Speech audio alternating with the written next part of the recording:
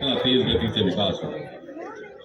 दर्जनों की तादाद में यहाँ पर राष्ट्रीय योजनाएं आई हैं, दर्जनों की तादाद में यहाँ राष्ट्रीय परियोजनाएं आई, लेकिन साथ ही साथ यहाँ के इस क्षेत्र के इस लोगों के आदर मान सम्मान और स्वाभिमान को सुरक्षित करने का कार्य भी इन्हीं 10 सालों में।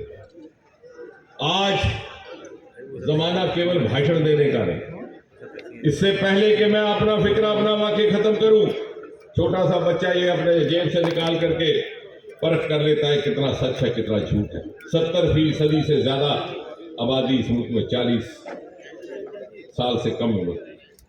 ये जमाना है तर्क का, ये जमाना है तथ्य का, ये जमाना है तुलना का। जो मैं कह रहा हूं वो प्रमाणित ढंग से कह रहा हूं। कुछ ही दूरी पर यहां लखनपुर में प्रवेश द्वार है इस रियासत का, इस केंद्र शासित प्रदेश का और इस कॉन्स्टिट्यूएंसी का। आप देखेंगे आते जाते लोग वहां खड़े होकर के दर्शन करते हैं। डुग्गर राज्य के संस्थापक महाराजा गुलाब सिंह की भव्य मूर्ति स्थापित करने का कार्य इन्हीं 10 सालों में। मैं पूछना चाहता हूं, इतनी सरकारें आई इतनी गई, कितने जनप्रतिनिधि आए इतने गए, कहां थे वो लोग? अपने आप को खुशकिस्मत समझता हूं, परमात्मा ने ये काम हमारे हिस्से में करना है। महाराजा गुलाब सिंह जिनकी शूरवीरता और शौर्य से प्रभावित होकर महाराजा रंजीत सिंह ने उनको ये रियासत दी थी, उनके नाम का कोई भी एक स्मारक ना बना पाए। क्यों ना बना पाए? वो इसलिए ना बना पाए कि केंद्र कश्मीर केंद्रित हुक्मरानों और आकाओं की गुलामी से मजबूर थे। उन्हें मंत्री पद चाहिए थे, उन्हें गाड़ी गाड़ी घोड़ा और बंगला चाहिए। उन्हें मालूम था अगर वो यहाँ के लोगों की मांग रखेंगे तो मांग तो पूरी हो जाएगी, महाराजा गुलाब सिंह की शायद मूर्ति भी स्थापित हो जाएगी, लेकिन मंत्री पद छिन जाएगा। और इसलिए इंतजार करते रहे कि जब सत्ता से हट गए, मंत्री पद छूट गए, तो जम्मू पर रोना भी आ गया, डुग्गर देश की दोहाई भी दे। आज हमारे बच्चे हमसे तक से बात करते हैं। इतना ही नहीं, हजारों उदाहरण है।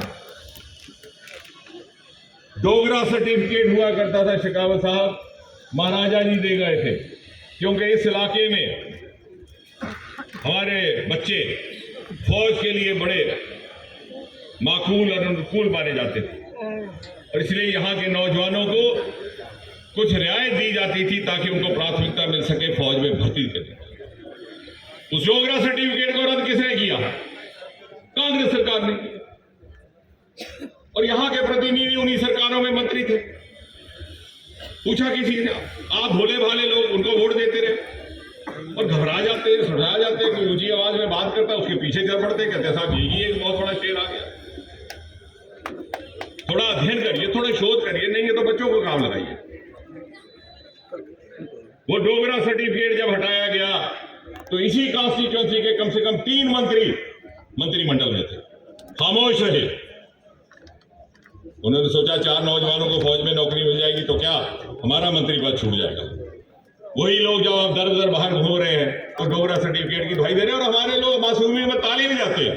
ये पूछते नहीं कि साहब ये डोगरा सर्टिफिकेट हटाया किसने? आप ही ने तो हटाया। हम इतने मासूम हो गए, हम इतने सीधे हो गए। यानी जिनके हाथों शोषित होते हैं उन्हीं के हाथ में बात का कीमत। आगे बढ़िए, 4% आरक्षण दिया गया था एलओसी पर नौजवानों को।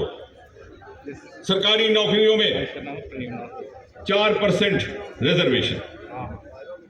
उच्च शिक्षा संस्थानों में, मेडिकल कॉलेज में, इंजीनियरिंग कॉलेज में एलओसी जो पाकिस्तान ऑक्युपाइड जम्मू कश्मीर के साथ लगता है, पुंछ राजौरी का जिला, क्योंकि उस वक्त यूपीए की सरकार थी, उनके कुछ मंत्री वहां से एमएलए बन करके आते थे। यहां क्यों नहीं दिया गया? इंटरनेशनल बॉर्डर है हमारे पास, लगभग 400 किलोमीटर लंबा। आपने एक घर के बच्चे और दूसरे घर के बच्चे बीच में भेदभाव किया, क्योंकि आपको लगता था कि पंडित प्रेमनाथ डोगरा की धरती है, सागर बलदेव सिंह की धरती है, यहां पर वोट तो जनसंघ और बीजेपी को जाता है। इतना कमजोर था आपका जमीन, और किसी ने यहां से आवाज नहीं उठाई। और यही लोग, यही प्रतिनिधि उस समय मंत्री परिषदों में बैठे हुए। ये तीनों काम मोदी जी के आने के बाद पिछले 10 साल में हुए हैं। आज इंटरनेशनल बॉर्डर पर लगे हुए सांबा और कठुआ के जितने भी गांव हैं, उनके बच्चों की भी उसी तर्ज पर 4% आरक्षण उपलब्ध है जैसे कि एलओसी पे। और अगर आप विकास की बात करें तो मैं दावे के साथ कह सकता हूं, जैसे मैंने कहा तर्क और तथ्य। मैंने एक बार यह अनुरोध भी किया था कुछ इन लोगों को जिनको विकास दिखाई नहीं देता कि हम आपको गाड़ियां करके देंगे, आपको एक कंडक्टर टूर पे ले जाएंगे, आप लखनपुर से शुरू हो जाइए। मैं दावे के साथ कहता हूं हर 2 किलोमीटर के बाद आपको विकास का एक स्मारक दिखाई देगा।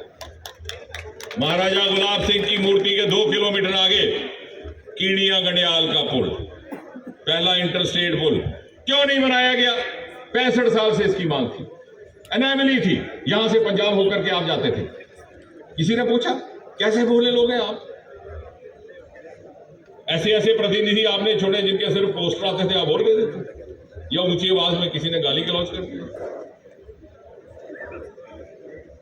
इसलिए नहीं बनाया गया कि कांग्रेस की सरकारों को लगा कि 150 करोड़ का पुल सिर्फ 1.5 पंचायत में बनाने का फायदा क्या है, वोट मिले के नाम में। लेकिन मोदी जी ने हमें सिखाया जहां जिस चीज की कमी है उसकी पूर्ति करनी है, जहां जिस चीज की कोताही रह गई है उसकी पूर्ति करनी है।